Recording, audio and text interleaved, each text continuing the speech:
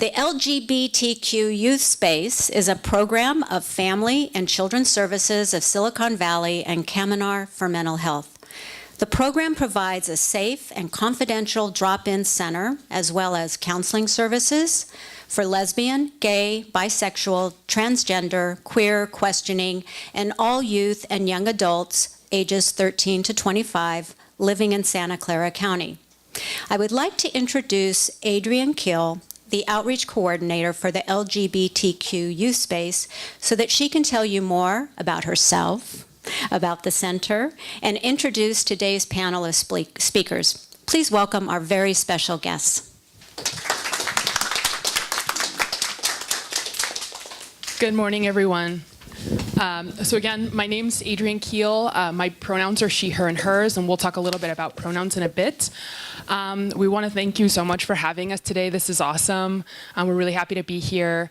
So I'm just going to talk a little bit kind of about the LGBTQ community, the youth space as a program, and how we support young people in Santa Clara County. And then I'm going to turn it over to our speakers, who are folks who are young adults, who are going to share a little bit about their identities with y'all and answer questions. Does that sound good? Yay. Okay, cool. So when we're talking about the LGBTQ community, we're talking about folks who maybe identify as lesbian, gay, bisexual, transgender, queer, questioning, or maybe something else.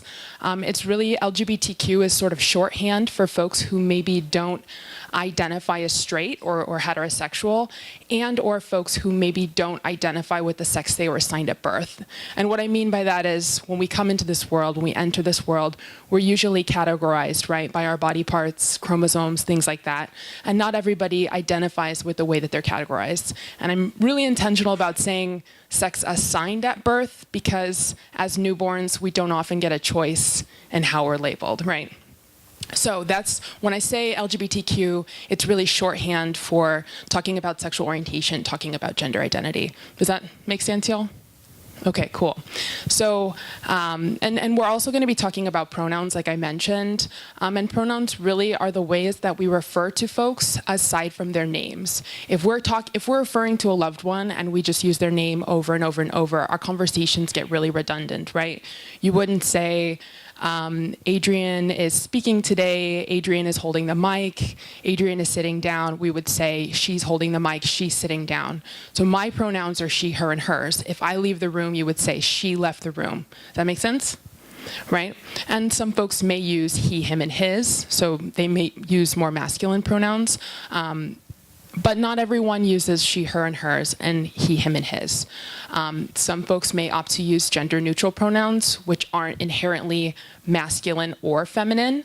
So some folks may use they, them, and theirs as a singular gender-neutral pronoun, which basically means it's, again, neither exclusively masculine, exclusively feminine, and that might look like they are giving a presentation, they are sitting down, this coat belongs to them, this microphone is theirs. Does that make sense? And we'll talk a little bit more. And we'll talk a little bit more about that in a bit too. So if you need if you need us to unpack that, we'll unpack that for you. But these are some things to keep in mind in terms of supporting folks in the community, just things to be aware of.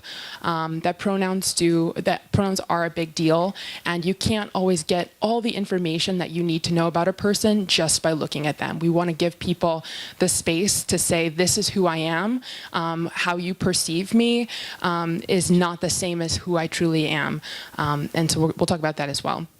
But the Youth Space as a general program, again, we're a program of Family and Children's Services of Silicon Valley and Kamenar for Mental Health. We are not far from here. We're on South First in downtown San Jose. We're open Monday through Friday, 3 to 9, and we're open to young people ages 13 to 25.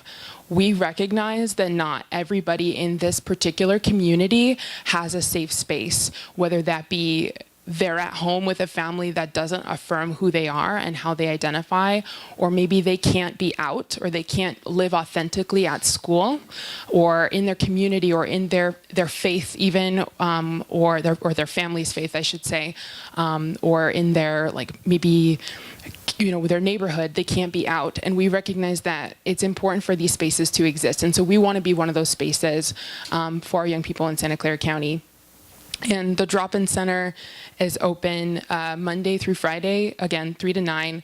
People come in, they can get a snack if they need a snack. If they want to attend a workshop or a group, they can. I would say probably our most widely attended group is our trans support group. So it's a support group for transgender and questioning youth. We go on a lot of fun field trips, similarly to the Humanists here. We take folks to movies, plays, anything in the community that is accessible to us or kind of pertinent to our community. We try to provide those opportunities for our young people and make those accessible. And it's just a fun place for people to hang out.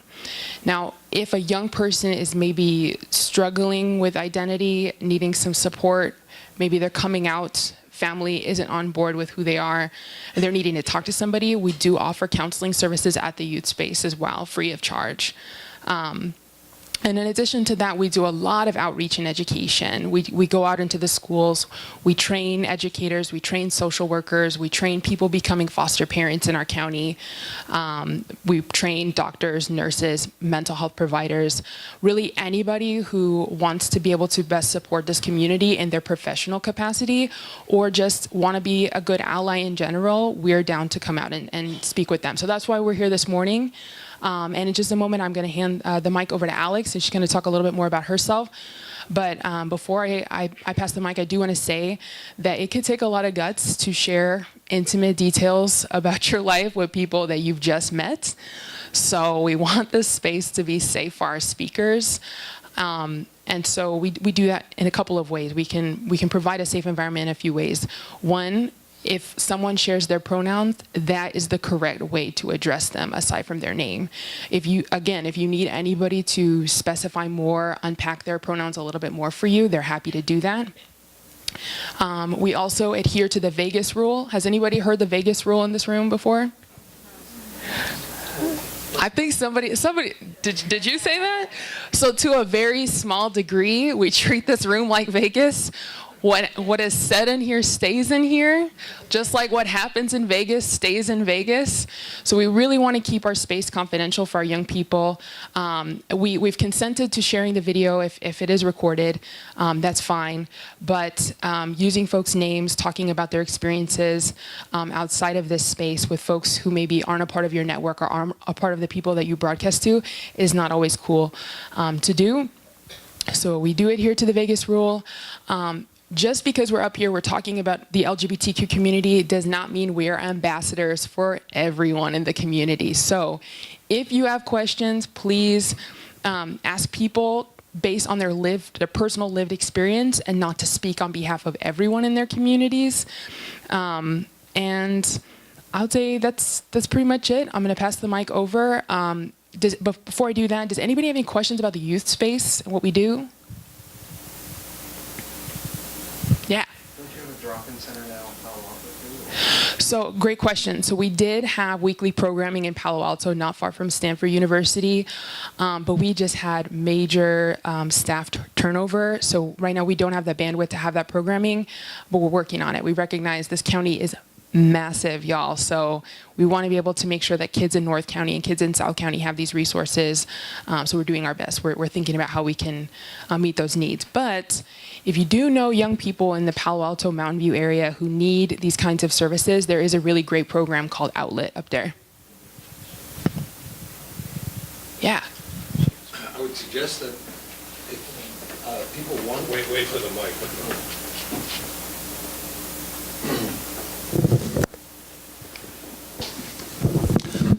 Not that this is a drop-in center, but almost. People could come here and find sympathetic and supportive people coming every Sunday and to the other events at Humanist House. So they should be made aware of that.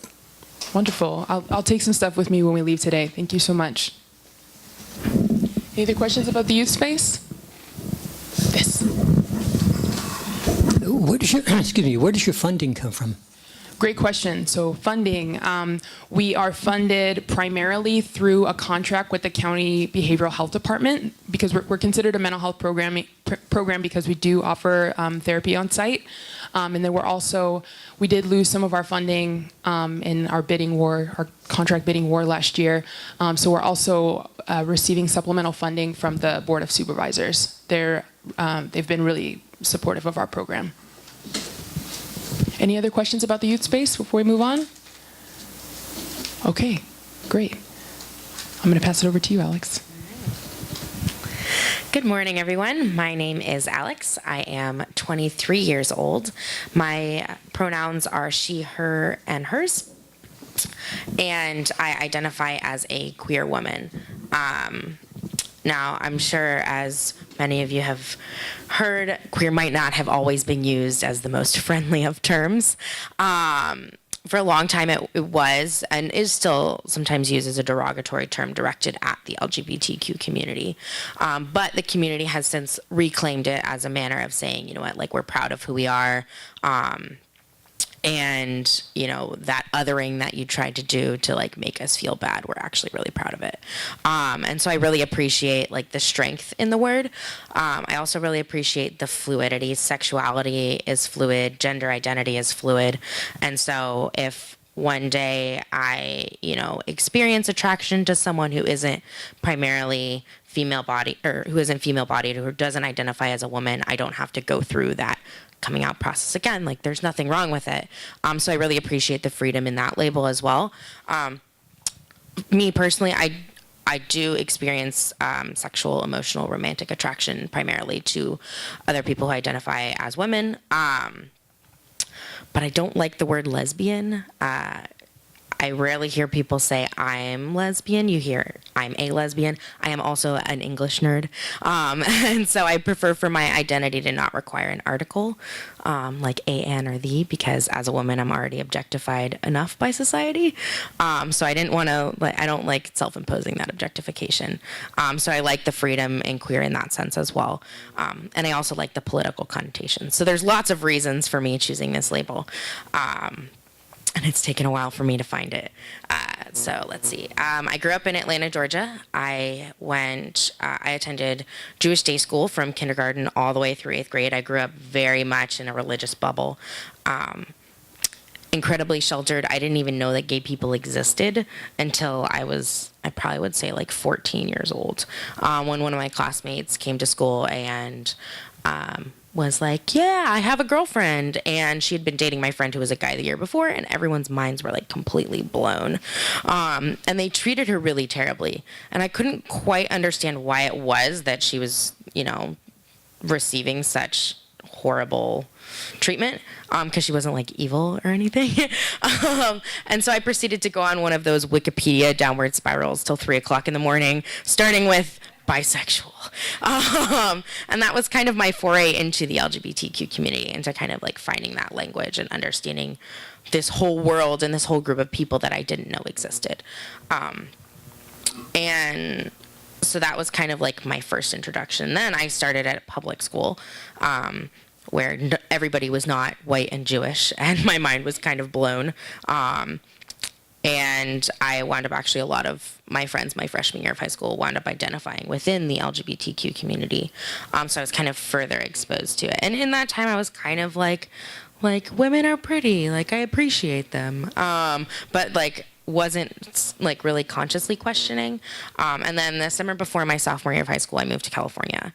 And major culture shock again, but I feel like it gave me kind of the opportunity to like freely explore my identity without the church on every corner and the fear of like living in a much more conservative environment. So I came out my sophomore year of high school. Like I said, I grew up very Jewish. My grandmother was very much like, Alexandra, you're going to grow up, you're going to marry a nice Jewish boy, you're going to have a beautiful family. And so all I knew was that girls like boys, but I, as a girl, also liked girls. So I guess that made me bisexual. That was my thought process. That was where I found like my first label. So my sophomore year of high school, I came out as bisexual. And the first person I came out to was my father.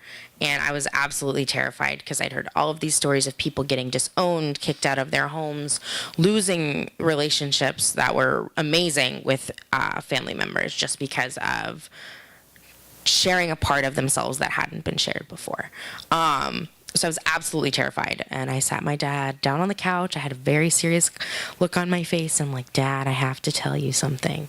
And he sat there, like, looking like the life just completely drained out of his face. Like, what was I going to tell him? Like, did I go kill somebody? Did I rob a bank? Like, what is happening?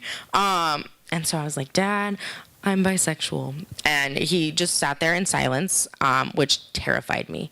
And then proceeded to respond with, like, I may not understand it, but I love you and I just want you to be happy. Which really is like the best reaction and response that I could have asked for.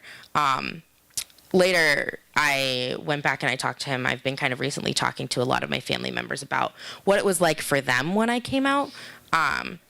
Because I didn't really think about the other side of the couch or the table or the phone call. And it's been a really humbling experience because I found out that my dad, like, knew nothing. He was terrified. And he talked to the only lesbian that he knew. And he's like, my daughter just told me she's bisexual. Like, what do I do? And she's like, like, it's not that hard. Like, all you just love her. That's all you can do. Like, just love her through this. Like, it's hard for her kind of thing. And so I've been very humbled by that experience and by seeing, like, that, like, I didn't realize that he had nobody also. Like, he felt as alone as I did in that. And so I feel like trying to make sure that other people don't feel alone has very much been a driving factor in, like, what I'm pursuing with my life. So after coming out to my father, I was like, okay, I'm free, I'm fine, I'm safe. Proceeded to come out to everybody as bisexual. And then a guy kissed me, and it was the most uncomfortable, kind of gross experience of my life. And I realized I was gay. And then I was like, well, great, now I have to do this again. And so then I went back and I was like, you know what, I'm actually gay. And I came out to everybody, and I've been out since 2010. So it's been a while. And then I proceeded to get really involved within the LGBT community at my high school. I was very active in my high school's Gay Straight Alliance Club. I became vice president my senior year of high school. That's actually how I found the youth space. Was my high school, we put on panels very similar to this, and we'd have students at my high school would go up on stage, and you'd get out of class for a day, which I feel like was like a motivating factor for doing it. But basically we'd go and we just talk about, like, what it is like being a member of the LGBT community at our high school. And it was really great because, like, I found that visibility, but I was also the only out lesbian in my entire high school. But I kept going back and doing these panels because they meant a lot to me in high school. So I went back after graduating high school when I was at De Anza College. And that's how I found the Youth Space Speakers Bureau. So I've been doing that since 2014, 13. 14. It's been a while. But yeah, so right now I am about to start school at UCLA, studying anthropology and gender studies. I've done a lot of work within the community. I did outreach and education around gender identity and sexual orientation for homeless youth. I've been so lucky to have such a supportive family and friend group that I feel like I'd be doing the world a disservice if I didn't give that support as well. So that's part of the reason I'm here today, sharing my story. But I'm open to any questions that you have. Just please hold them until my fellow panelists introduce themselves. But thank you so much for being here this morning.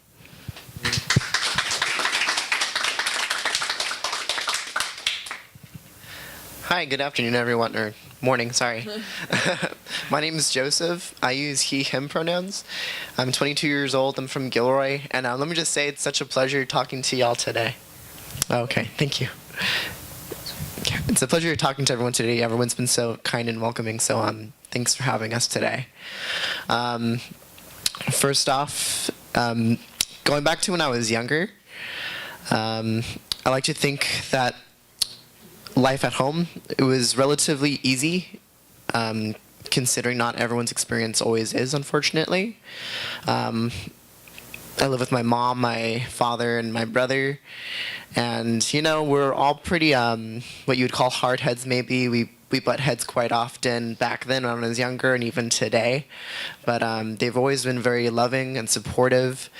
And one thing I'm able to appreciate now that I'm older, a little bit older, is that they never policed me, they never shamed me in any way. even though it was clear that even back then I was a little bit different. I was a little odd. I stood out from other younger kids like myself. Even though I didn't understand it, it was pretty obvious to other relatives, other people that, were around me. But again, I think they did a pretty decent job raising me, I hope.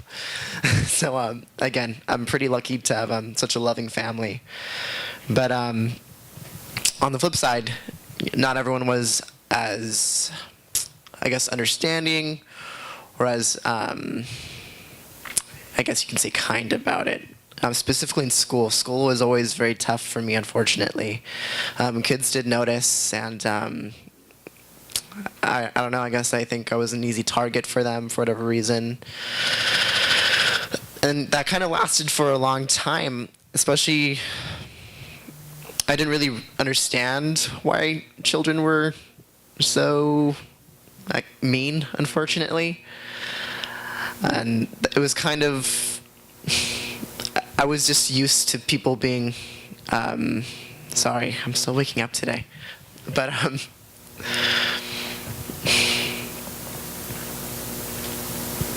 sorry, I'm at a loss of words right now.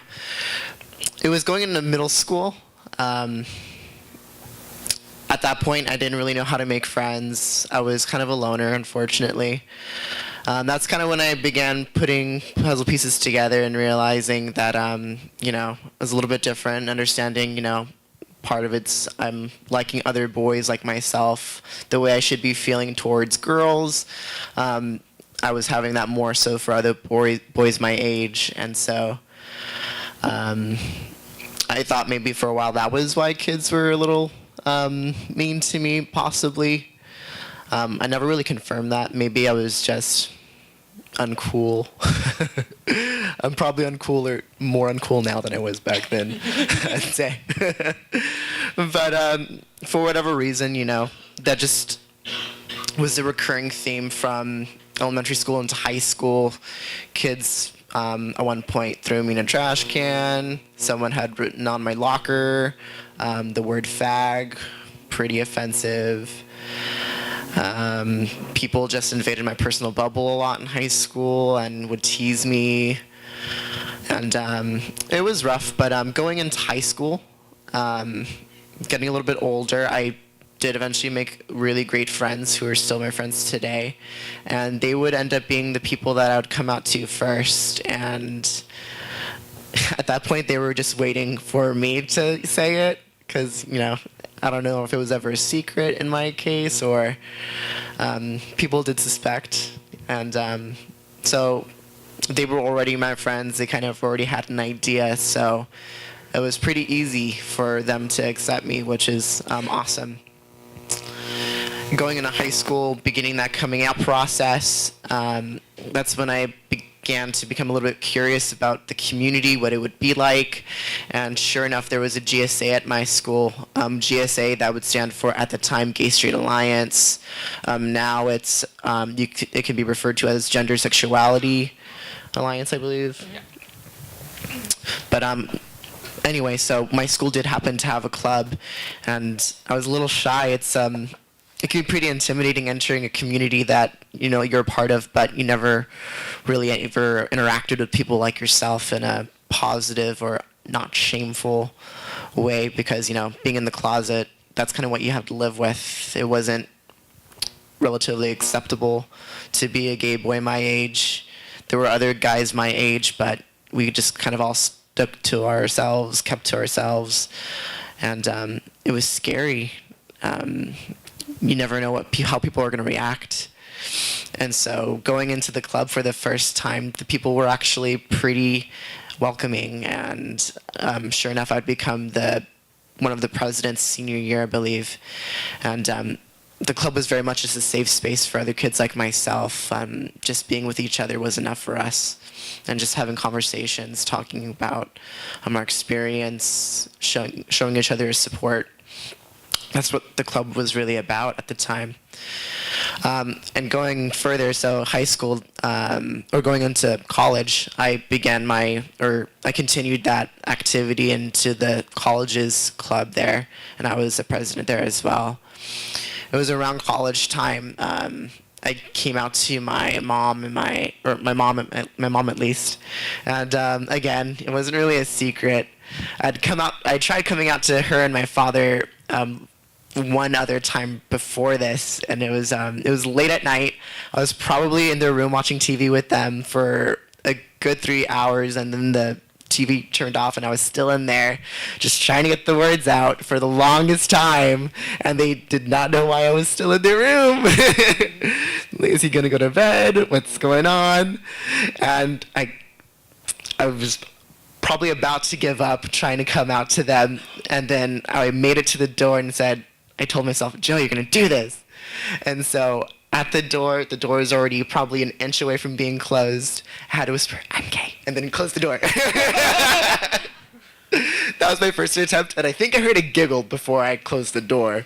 So I think they heard me, I'm not quite sure. But afterwards, there was another moment I shared with my mom. It was actually after we had seen a movie together, La Mission. It was a pretty popular film at the time. I've seen it like a few times, but it's been a while. But basically, it features a young gay son, and basically the movie, from what I remember, is more so about the father and his reaction about finding out about his son, and him coming to terms towards the end of the movie with it. But we had seen that movie. We got back home, and I guess before stepping out of the car, I think she's the one who initiated the conversation.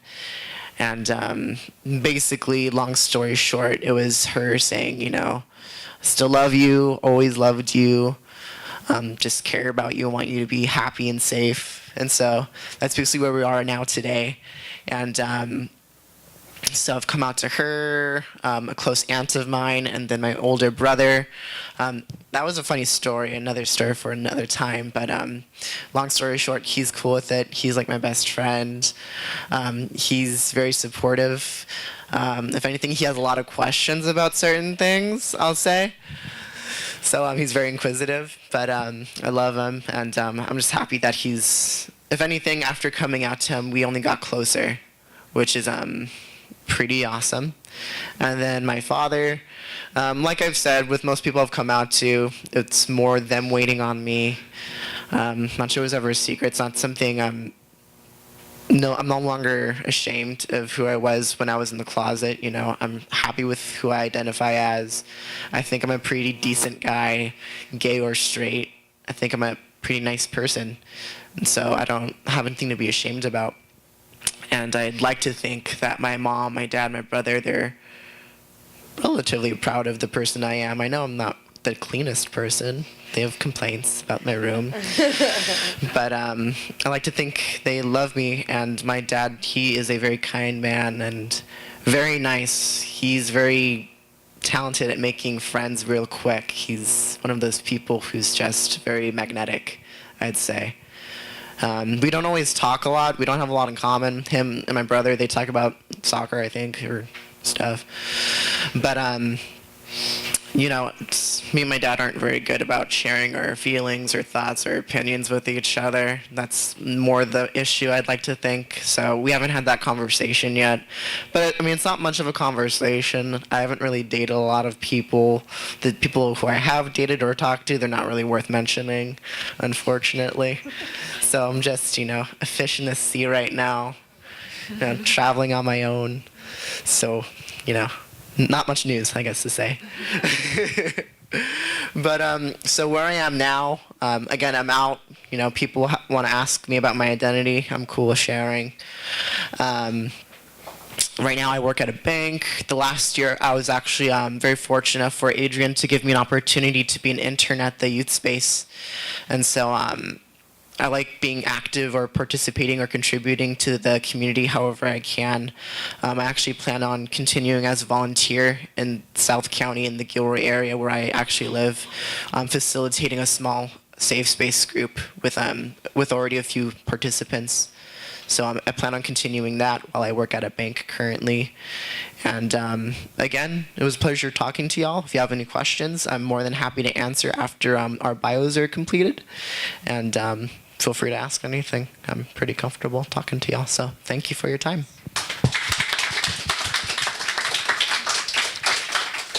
Hi everyone, my name's Forrest. I use they, them pronouns, and I'm 19 years old.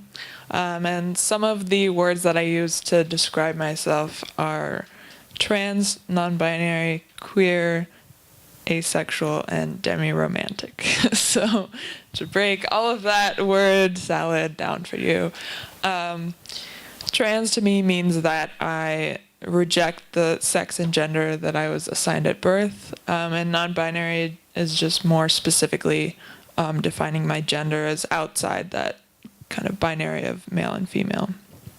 And queer, similar to what Alex explained, I really like that word because of the broader like community and political connection that it has, and the way that it is kind of ambiguous, but also very specific at the same time. And it kind of collects all of my other identities into one word. And then asexual means that I generally don't experience sexual attraction towards other people. And then demi-romantic means that if I do experience romantic attraction, it's only after I've formed a close emotional bond with someone. And so I've lived in the Bay Area my entire life, and in the same house for like 18 years, with my mom, my dad, and then 3 older sisters who are 6 and 8 years older than I am. So I have always been like the baby of the family, and kind of on the outs a little bit in terms of my siblings. So I always really looked up to them a lot, and wanted to like emulate all of the positive attributes that I saw in everyone and try to like kind of, I think I was like very much a people pleaser, and wanted to avoid conflict at all costs. So I tried to be like this perfect student who was also like super social and outgoing, and good at sports, and also was like the perfect picture of like femininity. And you know, I was literally receiving like hand-me-downs of makeup and clothes, and some friendly or not so friendly advice from my sisters on, you know, like how to look, how to behave, how to fit in mostly. And so for a while that was like, that worked for me, and it was pretty easy to perform that. But like going out of middle school in 8th grade and going into high school, I started realizing like I don't really know who I am, and I don't really know who I want to be either. But like performing this self is getting really tiring because it doesn't feel like me anymore. And I didn't really know how to put that into words, especially because throughout all of that, I was really questioning like my attraction, and to some degree my gender, although I really tried to suppress that and deal with one thing at a time. But that made it really hard when, you know, schoolwork got more intense, and I also played field hockey and soccer in school, and so I had a lot going on, and I just kind of kept it all inside for a long time, which was not very fun. But finally it got to the point where I just needed to tell someone. Like, I felt this queer feelings, whatever it was. At the time I labeled that bisexual, but of course I kind of evolved from there. And I finally told my best friend at the time, who was also queer, but I couldn't even do it face to face. Like, I had to do it over online messenger and then I typed it, and then I ran away. And then I immediately started sobbing because it was like so hard to just open up that much. But starting from there, like, I started opening up more and more, and I think that like helped grow my confidence, to the point where by the time I actually like told my family, after I kind of subtly came out to all my friends, it was more of like a celebration, like, here's this other cool part of me, rather than kind of having a serious talk and divulging this terrible secret, because I like, that's not super fun, and I don't want to feel ashamed of who I am. So after that, I was like, okay, I'm done, finally. Like, I did that, I'm good to go. Except I wasn't, because I still had a lot of questions about gender. Like, I really didn't know what it was, let alone, like, who am I? But at the time, around junior year, we started actually studying and looking at gender in my literature class. And that's when I kind of realized that, wow, like, all these gendered words that people use for me, and like she, her pronouns, and like when my coaches say like, hey ladies, run faster, I kind of felt, I noticed I would physically like wince at that, because it at the same time that I felt kind of invisible because that really didn't apply to me, I also felt like super exposed because I was very aware that I was different. And for like me as like this middle class white kid, that was super scary, because it felt like I was being exposed. But when I realized like that I was non-binary, and that not only was that kind of an abstract term, because I was in my school's GSA as well, and you know, I went on social media like any other teenager, but it wasn't until I met other people that were non-binary, especially adults. Actually, someone from the Youth Space came, Helen, to talk to us, and that just blew my mind. And that's kind of when it clicked for me. Like, yeah, I can like live and be out, and that was really exciting to me. So immediately I like gathered all my resources together and wanted to come out as fast as possible, because at this point it felt like I was like, you know, going through the process over and over again. But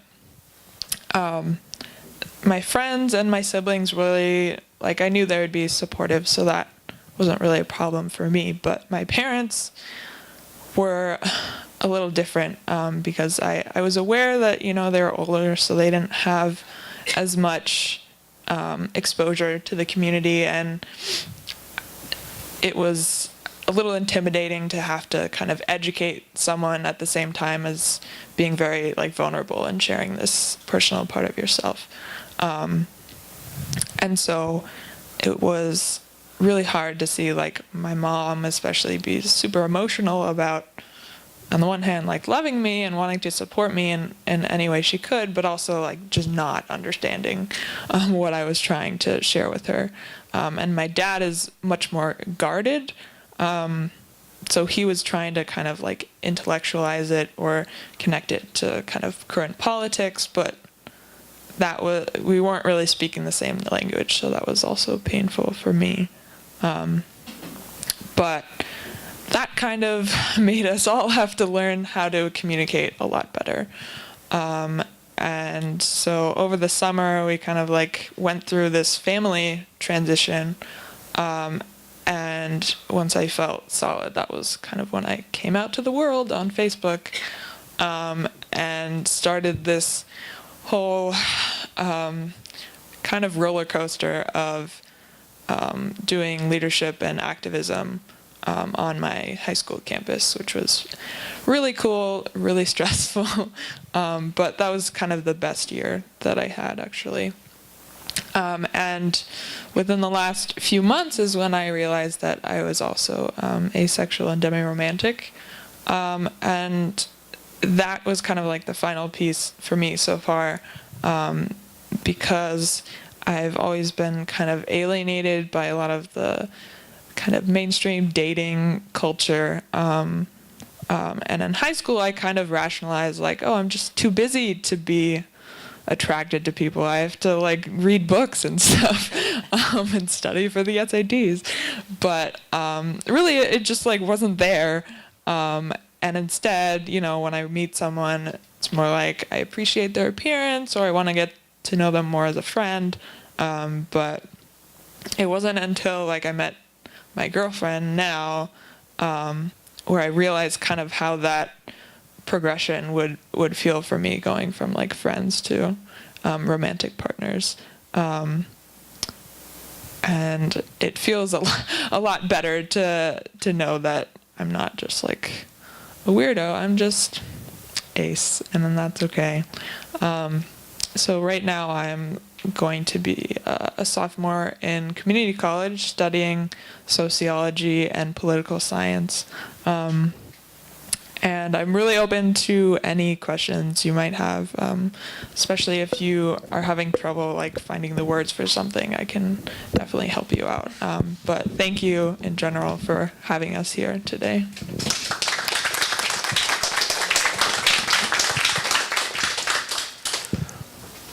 So if you have questions, raise your hand and I'll pass the microphone.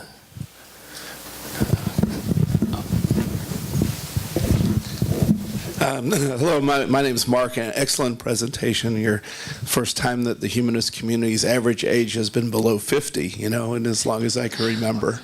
I was raised as I'm a space alien and trapped in a human body, so my pronoun is it, you know. So if somebody says, "Have you heard about it?" they're talking about me, you know. But my question is in an ideal world, I know that you're still struggling with, you know, your sexual identity and how it interfaces into society in general.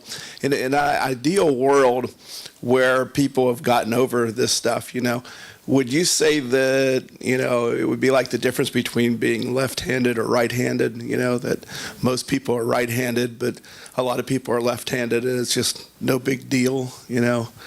Does that make sense to you, or where do you think we are relative to that? Great question. Thank you. Oh my goodness.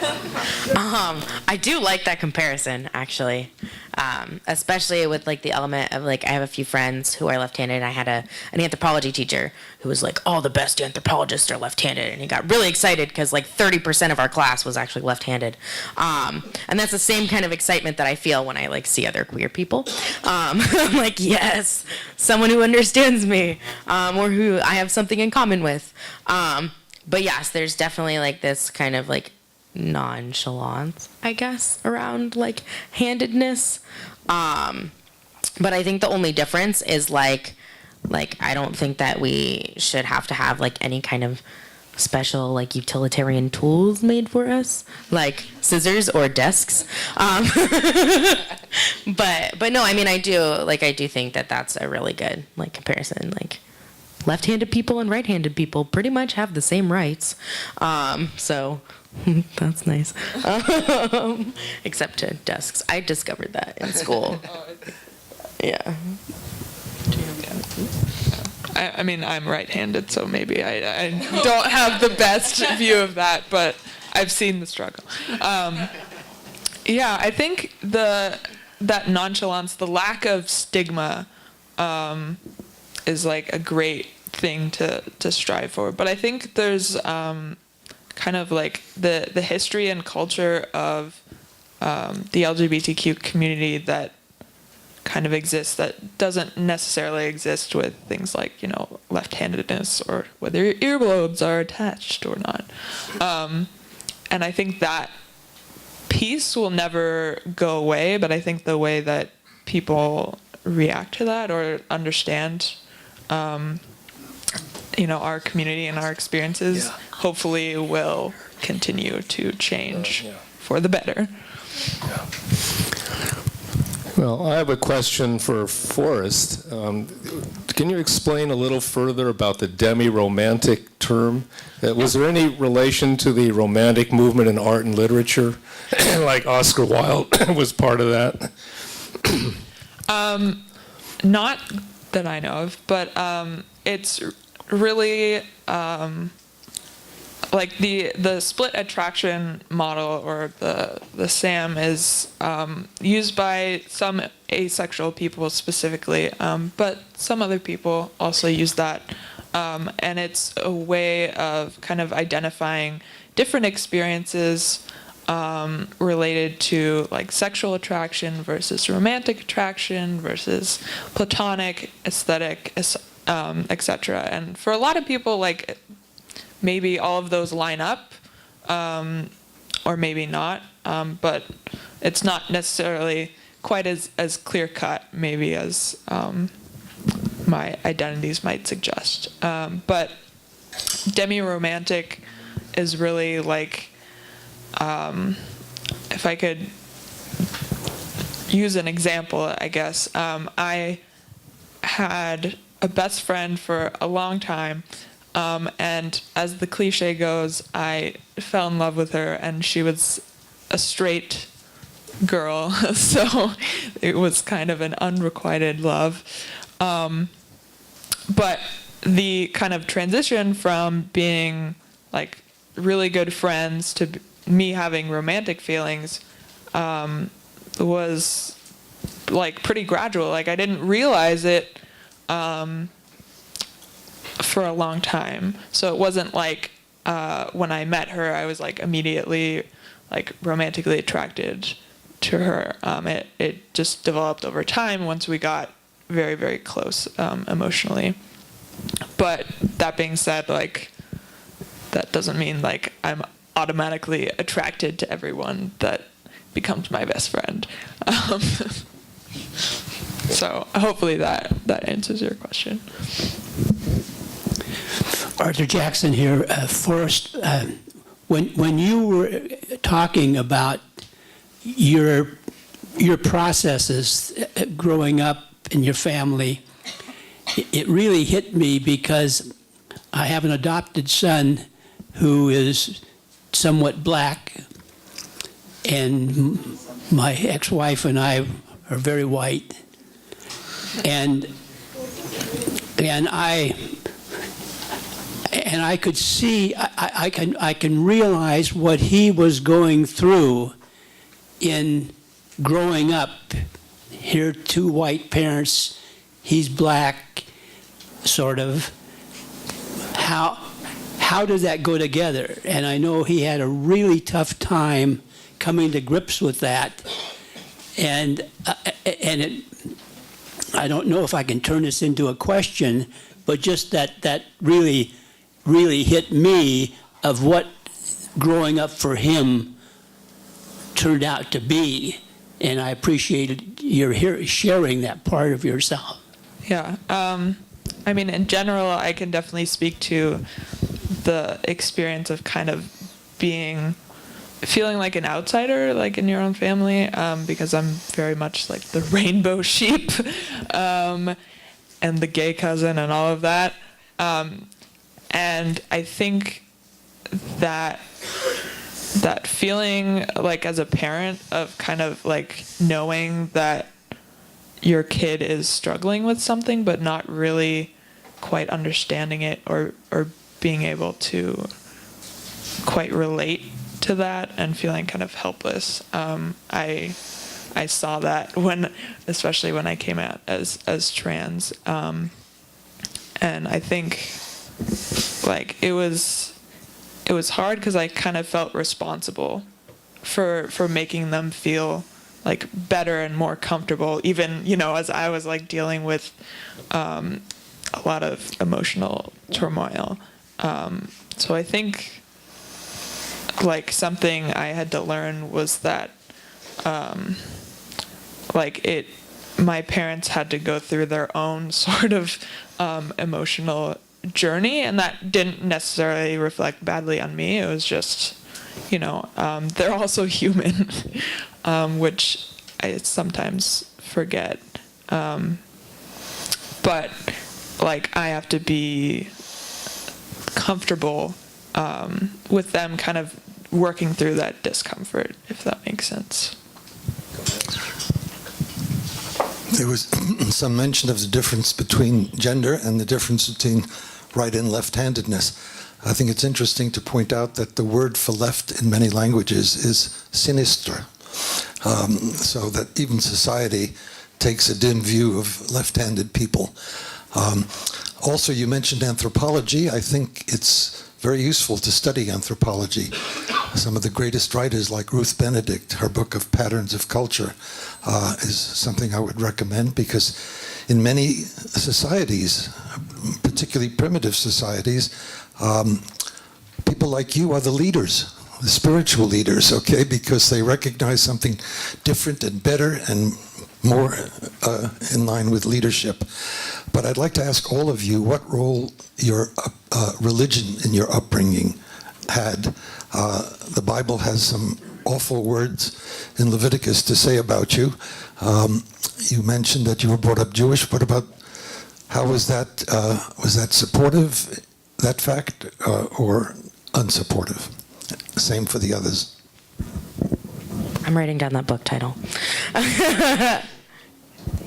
I always appreciate recommendations. So like I said, I grew up very Jewish. Not like so much so that I went to a synagogue where men and women were segregated, but I did go to several bar and bat mitzvahs where I had to go sit with girls, and my best friends who were all guys, like we couldn't just sit next to each other in the back talking, trying to pass the time of a 3.5-hour service. But I do think that having a childhood kind of colored by religion prevented me from learning about how many different types of people that there are in the world, which I think in turn prevented me from learning about myself at like a younger age.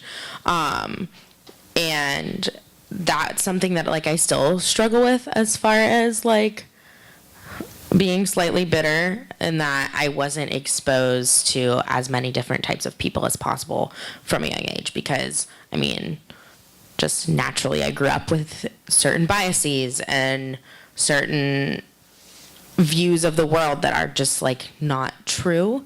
But it also left me with a really poor taste in my mouth for religion, especially like Judaism is one of the religions that, I mean, at least like when you read in the book, it's very much about like, caring for your neighbor, and like for people who have less than you, if you have more, like set some aside for them and things like that. And it was really hard for me because I went to a Jewish day school, and like we very much like we actually like studied some of the literature, and I studied Hebrew for 9 years. And it was hard for me to see that like if this is what it says, but the people who believe in it don't actually nobody with a backyard in Georgia puts a swing set in like the 1/10 of their backyard, or plants crops for like their neighbors or whatever they want to let other people use to like bring them joy or nutrition or whatever. Like people just don't do that.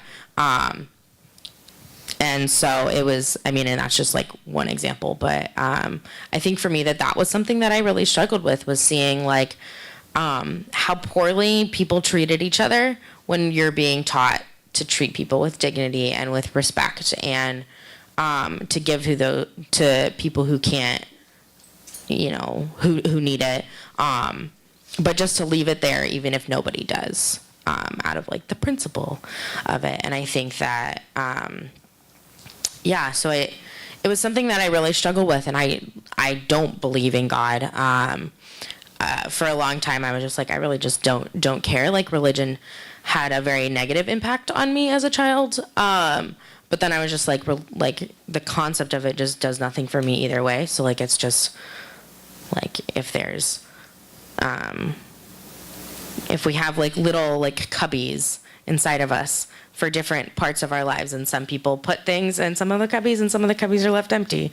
The religion cubby just like sits there empty, and there's nothing wrong with it. I mean, it's still there, but yeah, like there's I have just found that like as far as religion goes, like because of my experiences, like I just feel no connection to it.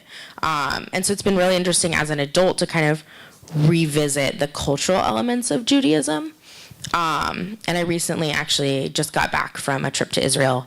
I went on Birthright, which is the state. Basically, it's a free trip to Israel for young Jewish people to get in touch with like their culture and the land and everything. And I specifically chose an LGBTQ themed trip, which is amazing that they have that now. It's been going on, I think, for the last 3 years. But I met like 40 other people who are Jewish, but more like Jewish, but who are all queer, and who all were struggling with those same, like trying to reconcile like what it means to be a member of the LGBTQ community, or the twin sister of a member of the LGBTQ community, and what it means to also be Jewish with that identity. And so that was a really powerful experience for me, because I do still feel culturally attached to Judaism. I appreciate the rich history, much like the queer community has a very like long-standing history, even though we weren't really seen and people have attempted to erase us. Judaism is very much the same way, and so like I really appreciate like that rich history and like the traditions and the attachment to like symbolism and things like that. Especially as an anthropologist, like I live for stuff like that.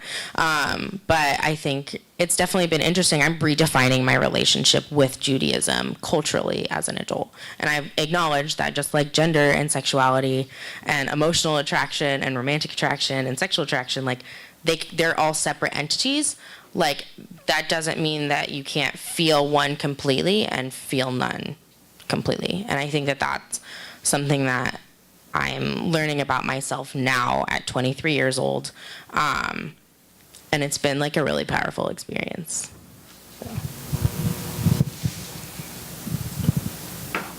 I guess what I would add, or off my experience, growing up, me and my family, I was raised in a Catholic household, and me and my family attended the Spanish Mass in Gilroy.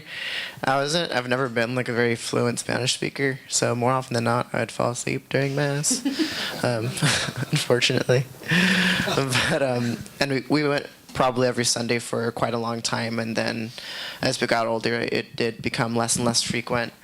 But as far as my relationship as an adult to religion, I mean, I think at this point, I'm not sure where I stand as far as what I believe in and what's out there. Not that I'm closed off to like possibilities of there being something. I don't know, I guess you could say I'm more spiritual in a sense. That might be the accurate thing to say.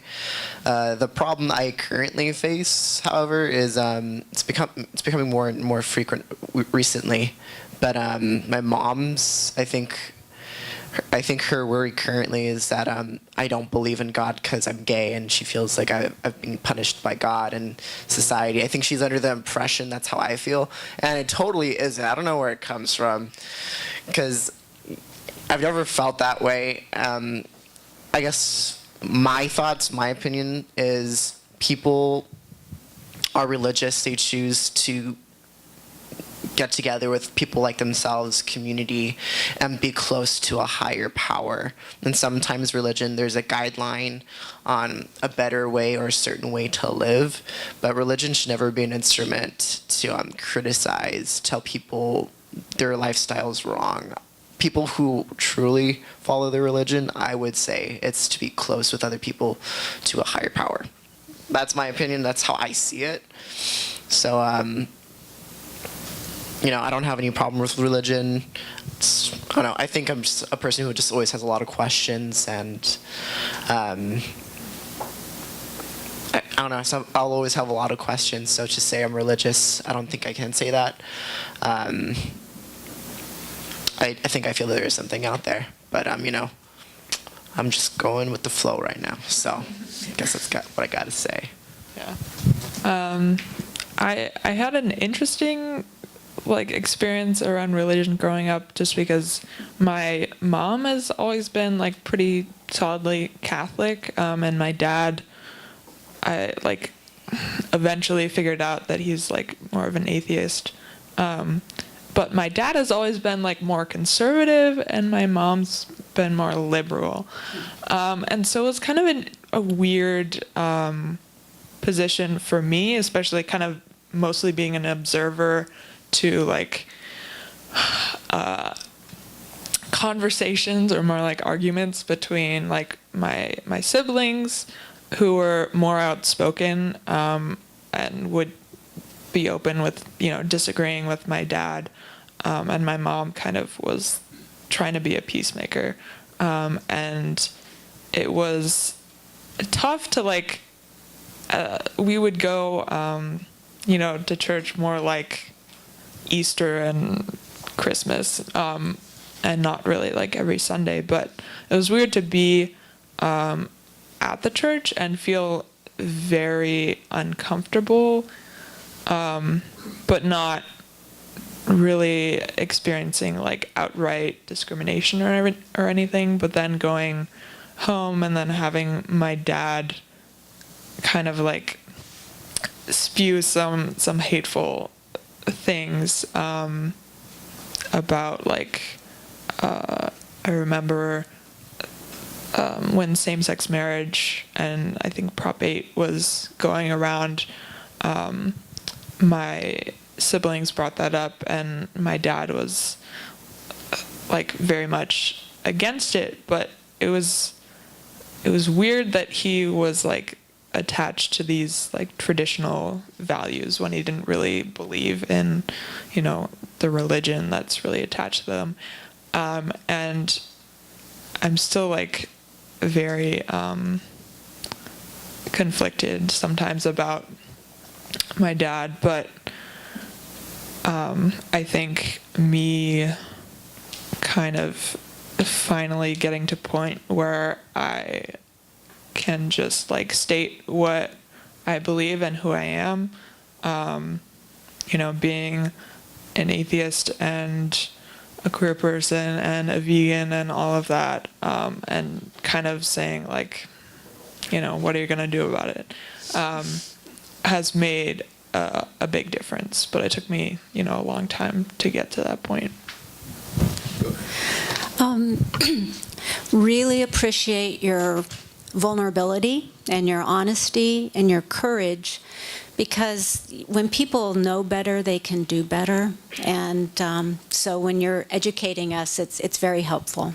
Related a lot to what you were saying, and in our community, I think a lot of us came from a similar situation where to tell certain people in our family meant to lose them, or to not be able to be ourselves with our family, and that's kind of painful. So the golden rule, do unto others, but the other golden rule, or the platinum rule, which is don't do to other people what you would not have done to you. And I'm wondering, just for my own needs, sometimes I kind of like to be hit over the head with it. What should people not do when they do not want to hurt or offend?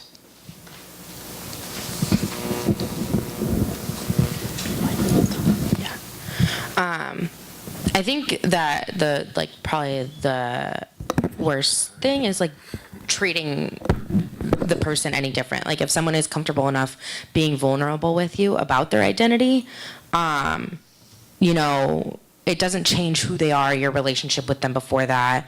All it is it's just a new piece of information so that you know who they are to a fuller extent.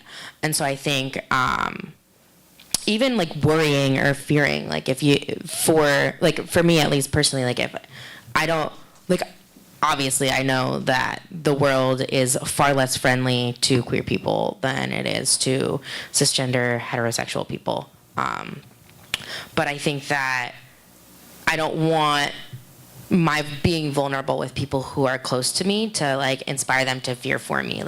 I'm aware of the reality, but having someone support me, I think is far more impactful than having them say thank you for sharing that with me. I'm so scared for you, kind of thing. Like, because obviously, like, that is the reality of the world we live in right now. But I think more of responding with, like, love and compassion and empowering is, like, a far better response. Hi. Oh, go ahead. No, you were going to add. Yeah, sorry.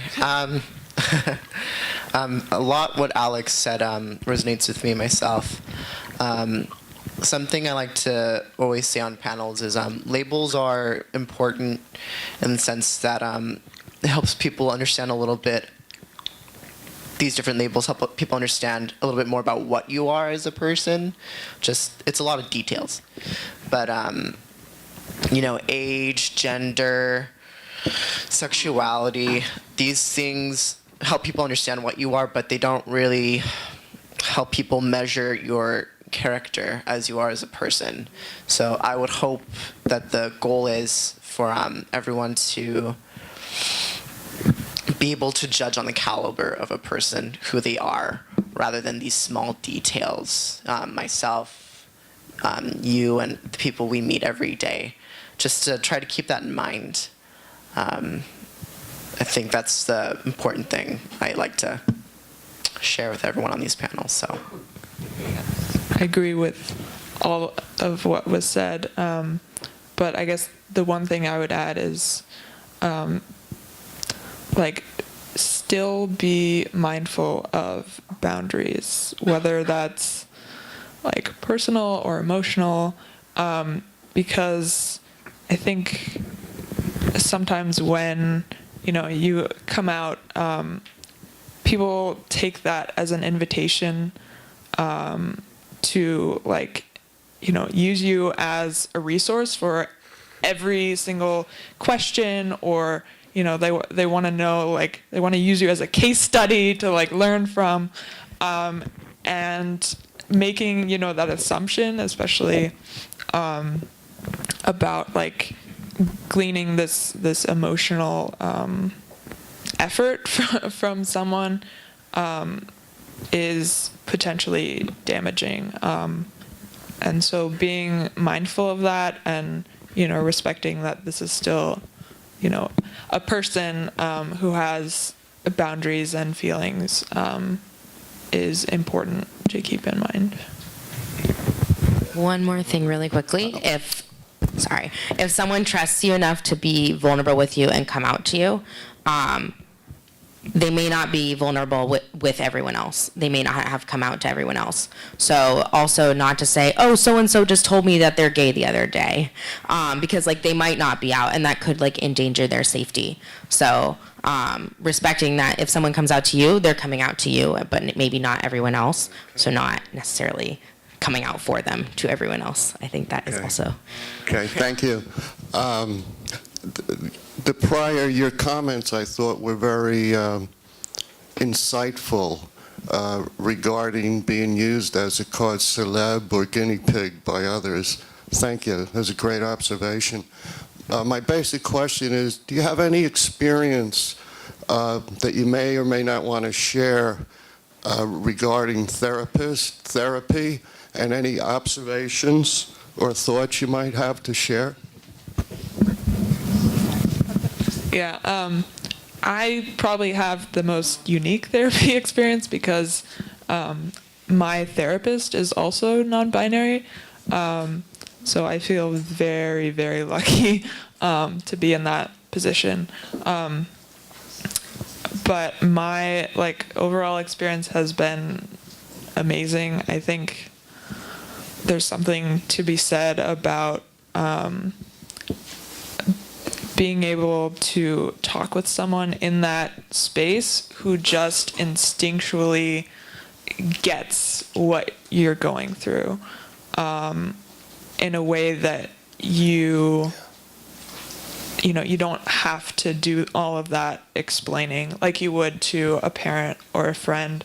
And I think that has helped me a lot with my depression and anxiety, just being able to kind of be totally open and not have to cover any part of myself or present myself in a certain way. Because a lot of times, especially as a trans person, like seeking vital resources like that and going to a provider is quite intimidating, and I don't really know what to expect. So having that really positive personal experience has been awesome. All right, that's all the time for questions. Let's give the panelists a big hand.